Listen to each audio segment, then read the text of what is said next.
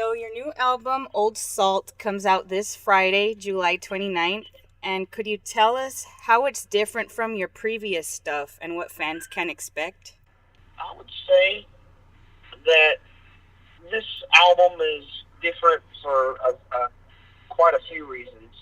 Um, since, let's see, this is our 15th anniversary, and we've been putting out records every other year, probably, or every year or every other year since 2003. And sorry, let me turn you up a little bit here. It's all right. Okay. Since 2003, and pretty much that whole time, we self-released the first one. I mean, we did a couple demos that we don't ever even count, but we self-released the first one, did it ourselves, and then got a record deal with Vocal Entertainment. We did our next 5 records with them. And they, one thing to note about them was they afforded us a lot of opportunities that other younger bands wouldn't be able to do. However, they weren't really a record label. They were sort of more a vanity project for a clothing label. They did get us in, Best Buy and things like that. But the whole way records are bought and sold have changed over, the last 15 years or even 12 years. So, it's changed a lot, down the years of not just the sound and everything, but I'm just thinking about the whole experience. Another way that it's changed is that most of us, there was a pretty solid lineup except for one guitar player spot would change for almost all of those records. Not every single one of them, not the first 2 and not the last, the 5th and 6th. But for this 7th record, it's a new rhythm section and a new guitar player. So we had a good break between 2013 and this record. It's the longest break we've had since making a record. Now some of us worked on other projects and we still made music, but it was difficult for us to make stuff together because Vocal Entertainment as an entity went out of business, and we had a bunch of life things that happened that had never happened to us before. So, staying together as a band is not difficult if you're good friends. It becomes more difficult as you get older. Number one, if you stay on the road as long as we did, a lot of bands tend to burn out. Other things that happen, like, in life, like deaths and births and marriages, will also pull people away from doing what they love. And those kind of things come first. So we never wanted to push anybody with what they had going on. So we were reluctant to just take right back up and start again, until all these things sort of died down. And we got a manager, and he sort of tried to help us negotiate another deal. And once we got that together, Valient Thorr and I put the band back together with some younger guys and some guys that we knew from other bands and projects that we'd met over the last 15 years. And we recorded this one. And this is another way that it was different, is that we recorded it on our own. Valient Thorr recorded it with a studio that he built in Wilmington, North Carolina.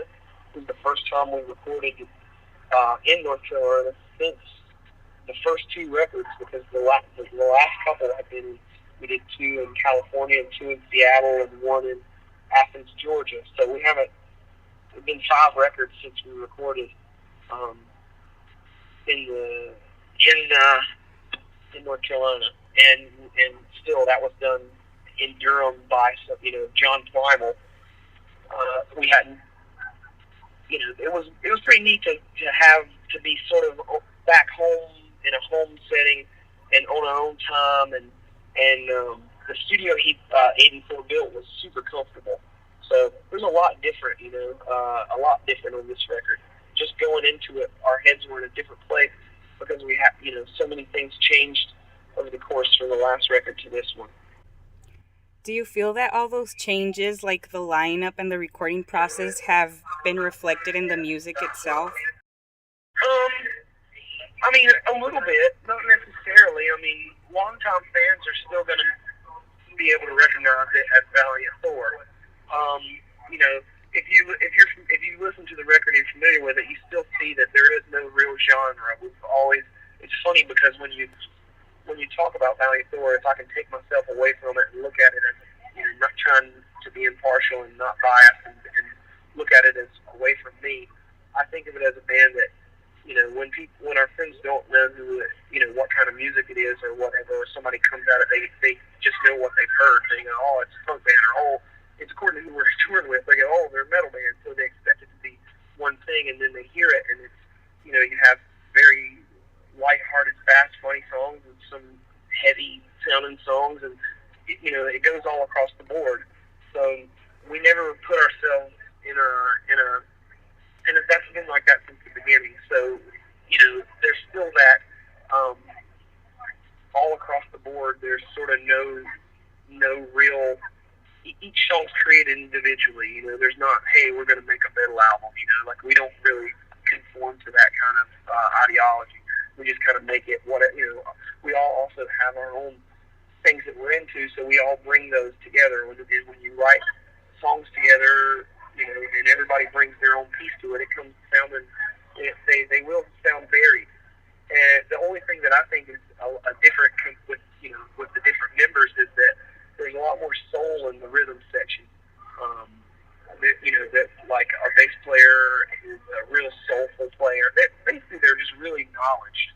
I think I'm probably the weakest link now. Everybody's a really good musician. Everyone's like if you think about it, he's an amazing drummer, comes from a gospel background. Bass player is a killer bass player who's also a drummer and a guitar player. Aiden is a ripper on guitar, and Damos is a ripper on guitar. He also played in an Earth band called Early Man for a number of years. People recognize him from that. And, and I just do my thing, to try to be a part of it. So I'm kind of the weak. I keep saying I'm the weakest link.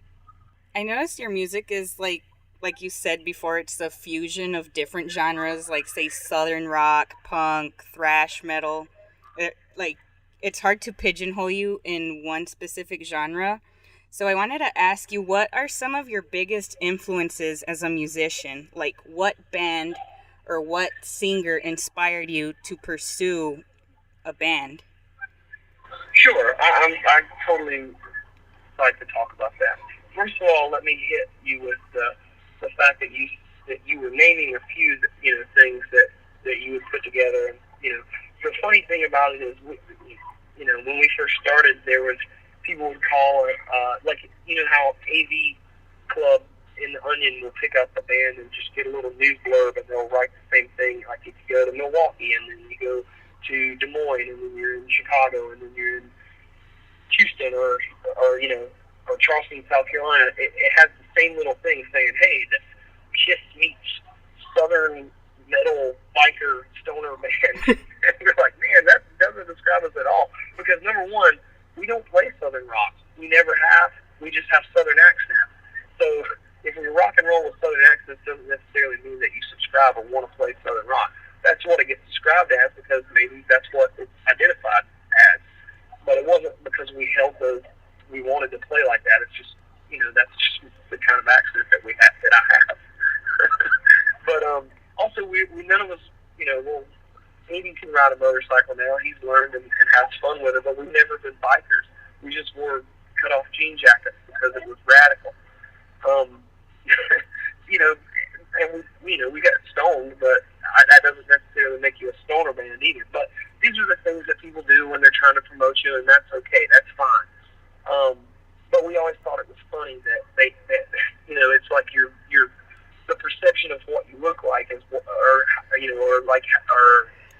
people, or where you're from is what people will describe you as, rather than what you really actually are. And sometimes you can tell by the people who actually have listened to what you're saying by the way that they describe you.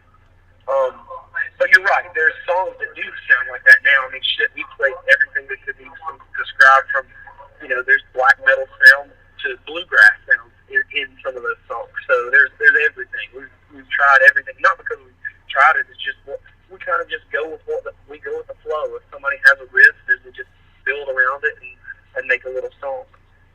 But as far as my influences, and I want to tell you that particularly these are mine, and everybody in the band has different ones. So, if you could go from Devo to Fela Kuti as far as it goes. But for me, my specific stuff in the beginning, the first things that I listened to on Earth from my Earth father was like The Doors and Bob Dylan and Crosby, Stills, Nash and Young, on into like early Van Halen and NXS. Those are cassettes that were given to me. So I would say that my own personal beginnings were like Mark Mothersbaugh from Devo, Jim Morrison style poetry, maybe a little strut from Mick Jagger, definitely some Bon Scott swagger and bombast. Um, those are the kind of people that I thought were amazing frontmen. Um, and as far as like people who influenced me, not just as frontmen, but as just singer songwriters, I love Frank Black from the Pixies, and specifically I love his solo stuff. I think his second solo record from the '91 Teenager of the Year is probably my favorite record of all time. When you look at that record, it's got like 21 or 22 songs that all have completely different, incredible stories, and they're all about different weird things in history. And that's where I find significance. There's like a story of the Three Stooges in there, and then there's a story of the Joe Harriman, the mayor, who approved the money from whatever that guy's name, Mulholland, who brought the aqueducts to California. Basically the story that they built Chinatown, the movie Chinatown, off of. But anyway, I'm rambling now. But I love writers that have stories, and I also love I love old punk rock. I love things that were political then, and I think that one thing that's moved us and made us stay current over the years is staying up to date with current events, and kind of like even moving away from just pointing fingers, and naming names, to going beyond that and trying to almost predict what's going to happen, or just think about the future and think about what's going to happen if we don't stay positive, and really trying to do more than just saying PMA. It's easy to spout PMA, but trying to put your money where your mouth is and actually help people, and that's where that's people who are positive kind of influence me and make me want to keep going and do it this long. I'm sorry if I'm rambling. I'm just sitting in the airport, bored as hell. No, that's all right. Kind of tying into that, I've read previous stories about you that you donated your kidney to your earthly father. Could you elaborate on that? Well, when we were recording my dad was really sick. My Earth dad, he was sick as hell, and he was going to die. And they couldn't find a donor for him, and I wasn't a direct match, but I have that kind of blood that is able to help anyone. Mm-hmm. And so it's my Venusian blood, I guess. But we tried it, and it looked like it was going to work. So we were about to go on tour with Turbo Negro in Europe, and we had I was going to do it after the tour, and we had just finished up recording our fourth record, Immortalizer, in Seattle with Jack and Dino. And it was heavy because I was reading, I don't know if you're familiar with it, I was reading this book by Cormac McCarthy called The Road, the story of this father and son at the end of the world, and it's a heavy, heavy, heavy story. I don't want to spoil it for anybody, but basically I was reading this heavy book, and I was like, I'm going to do this, and I got everything ready, and then the Turbo Negro tour got canceled because Newt, the guitar player Uruboy, he got cancer. So I said, well, fuck it, man, I'm going to move my surgery up as long as my dad, isn't sick, and we ended up doing it, and he lived 5.5 more years.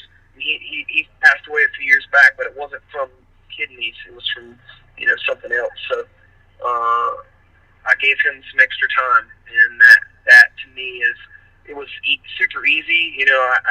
It didn't put me out too much, and I always try to tell people that if you know someone who needs a kidney, that you can live and rock as hard as you want. I try to be an example that you can live a healthy life after a kidney donation surgery. I mean, we went straight to Europe again 3.5 weeks after the surgery. I didn't even wait a month to heal, and I was already rocking in front of crowds again. So it's a lot of people are like, oh, I don't know if I could do that, man. I wouldn't want to, mess up my own body or something. But it doesn't mess up your body. I try to prove that you can do it. The body is an amazing thing, and just try to be a spokesman for the National Kidney Foundation and try to prove that it is an easy process, and if anybody is considering doing it, then I wholly agree that they should.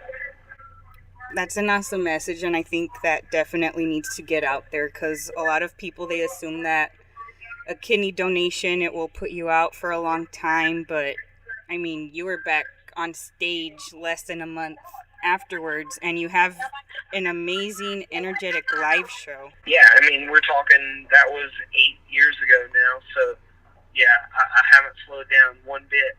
People were like, well, do you think you're going to be able to keep it up for a long time? And, especially when I stopped drinking so much and changed my diet, I'm probably in better shape than I was even before the surgery. So yeah, it doesn't stop you at all. You can do anything you want to do. You just have to make it happen.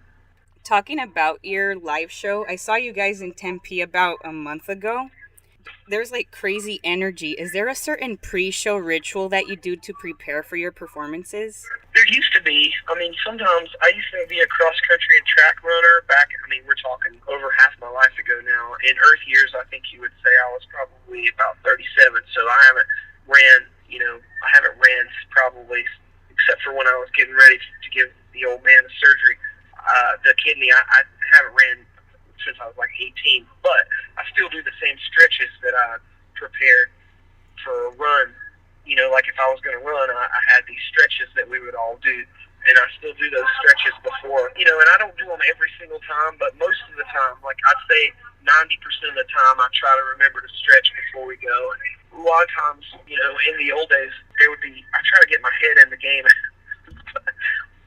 It's easier when you're not, if you got good music to listen to beforehand, then that can be the band playing before you, or if you have to go crank some Thin Lizzy or whatever in some headphones, or do whatever you do to get your head, like you have to forget everything that's going on, because sometimes you got heavy shit in your life, sometimes you got heavy shit going down, like when the old man passed. I hate to keep using him as an example, but that's the kind of thing that doesn't leave you for a while, So we went straight to Europe after he died, like maybe 2 weeks after he died, because I didn't want to cancel that whole tour. We took a break after that, but we went to Europe, and I had to like think about being positive for right before we play every night, just because nobody can stay positive all the time. Right. You have to remind yourself that life, like I always say, we know that life is a roller coaster. We all know that, once you find that out when you're young, you kind of know to anticipate things are going to be bad, man. Our friends are going to die, family's going to die, jobs are going to be lost, and crashes are going to happen, and you might break your leg, and weird shit happens all the time. And if you anticipate that those things are going to happen from time to time, you won't sink down too low, like like that roller coaster will go down, but it'll always come back up, like when you're low, you're going to come back up. It might take a little while, but you just have to remind yourself that it's going to get better. And if you can look at things like that and you can kind of anticipate them, then you don't have to get down into that hole that people get into sometimes. You can kind of keep yourself up, and that's if I'm feeling that way, and you do from time to time. You like now you got loved ones, and when you're on the road it was different in the old days because we lived in an RV for 3.5 years. I didn't have a home to go back to, but once you get a home and get older, you get more responsibility. I think it's harder to be away from home or be away from your loved ones. Maybe you have children or whatever. Maybe you have kitty cats. It gets hard to be away. So sometimes one example is I'll get people get homesick. I don't get too homesick. I definitely miss my kitty cats. I miss my girl. Things like that. So you have to just remind yourself that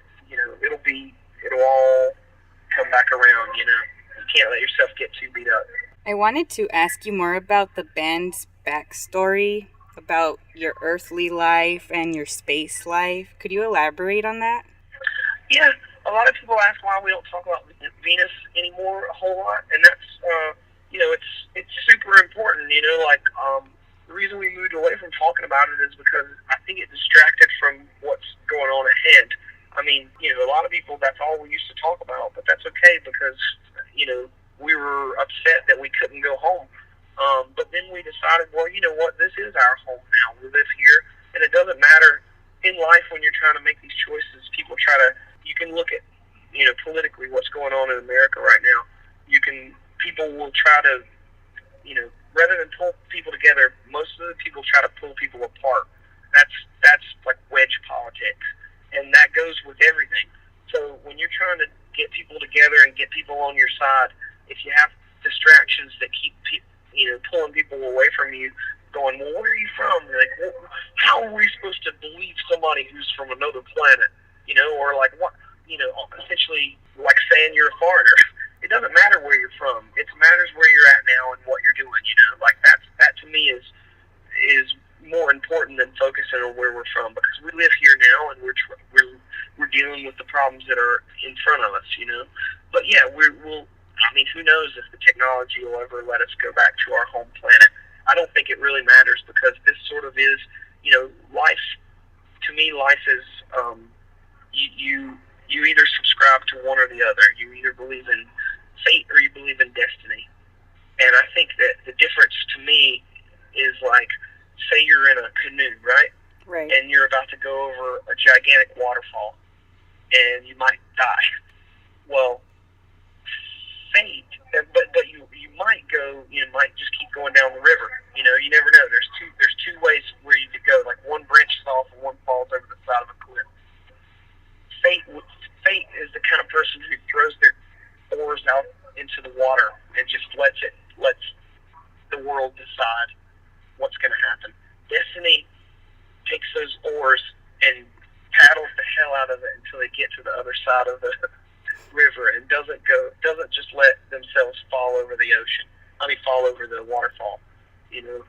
So I believe in destiny. I believe that we're here, and I'm going to make the use of my time here while I'm on this planet.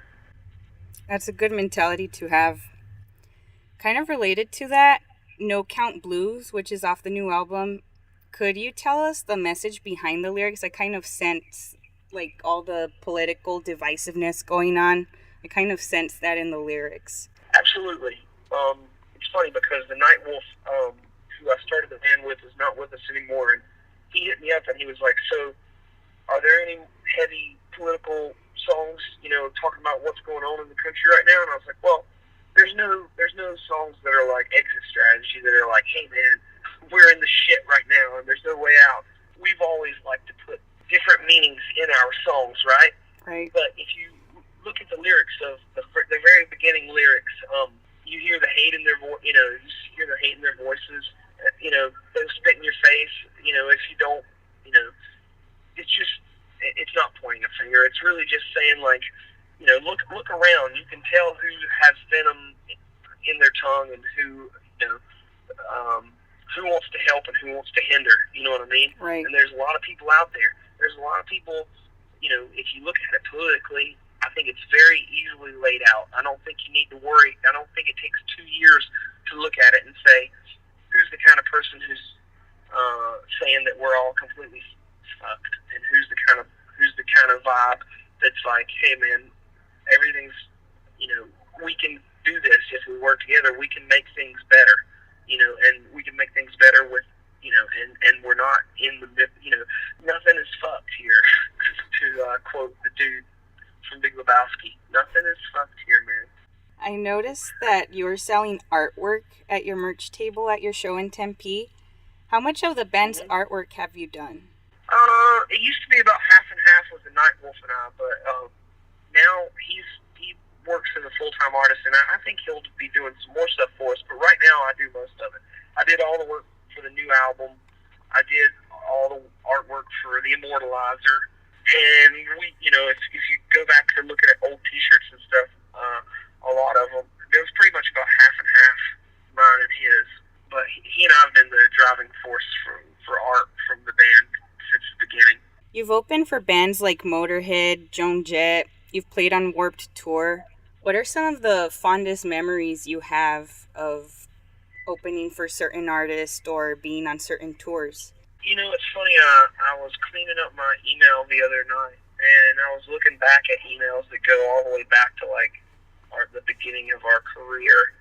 And I usually save all the ones that have pictures, and I sent a bunch of pictures to the guys that were marked old days, and it had, you know, there's fun that happens at every single tour, and I was looking at pictures there. I think there was a batch from like '07 when we were on tour with Gogol Bordello, and it was like the end of the tour, and it was Aiden Thor's birthday, and we were all bowling at the Garden Bowl at the Majestic Theater, and it was incredible. Like, we were all drinking beers with us and Birds of Avalon and eating pizza from Sergeant Pepperoni and bowling, and it's just a crazy bunch of pictures. And then, you know, that's just one example. You know, I mean, we toured with so many bands. Like, we went to school with this band called Future Islands. It's huge now. They were younger dudes than us, and like, I had art studios with the Avett Brothers, and we've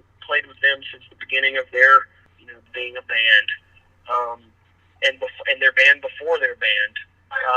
Same with other, you know, smaller and bigger. We played with the band Donovan that's going to tour, that all my friends are psyched about, that are about to be going on tour with. Donovan was out with, is going to be out with Uncle Acid and The Shrine, and I was telling, we were listening to, I was having a little barbecue at my house in Richmond the other night, and everybody was psyched on Donovan. I was like, yeah, they used to be called Walk Walk Pink. And Greg, the main guy from Donovan, was a drummer in Glass Candy years ago. And, you know, it's funny, you know, I love being a band that can play with Motorhead and still go out with, like, a band that doesn't even seem like it would make sense to play with, like, the Avett Brothers, or right, you know, play with Red Fang or Early Man or Skeleton Witch, and then be able to play with like, you know, like Glass Candy or it seems like I'm only thinking of heavy bands now, but you know, the other night we were in Minneapolis, and it was the last show for this band called Motion City Soundtrack, and I was like, we were in a hotel, and somebody said, "Yeah, we were here for the last Motion City Soundtrack show," and I was like, "Oh, we toured with them in '05 and '06 on the Warped Tour," and those guys, after their show, 3 or 4 of them zoomed over to make it to our show, and I was like, I don't even know if they'll remember, but we had a blast together. We don't play any kind of the music at all. Our music isn't even in the same realm as each other, but right, we became friends on tour, and you know, and that's what really it is. It's about having fun with, you know, it's insane how many bands we've toured with over the years. You know, you think 15 years, we've crossed paths with so many different bands. It's pretty incredible. If you play that Kevin Bacon game, there's not too many bands that are out there that we're not 1 or 2 steps from, at least. Just because, I don't know, just the longevity and the opportunities that we've been afforded. I feel very lucky. Do you plan to do anything for the band's 15th anniversary? Is there like any special releases coming out, or are you doing like a special show? Or we did we had a 15th anniversary show. It was the first show of our U.S. tour. It was in Asheville, North Carolina, and we made posters for it. But that was sort of, you know, the kickoff to what this is our 15th anniversary, you know, tour that's going on into the Europe part, which is actually our 9th year of touring over in Europe, but our 15-year on Earth nonetheless, and it culminates really with the release of the record that comes out in 2 days. So it's sort of just a celebration. There's no other real big spectacular thing happening except for lots more press and lots ramping up. I mean, we have some things coming up at the end of the year that I don't think I'm allowed to comment on yet. Not really a special release, but we have some more tours in the works that one of them's already completely confirmed and it's happening, but I can't comment on it yet because I have to wait till at least halfway through this tour before I can even talk about it. So lots more coming. There is more stuff coming. I guess we'll just have to start thinking a little bit more here in the next couple of days. But we'll see everybody again soon.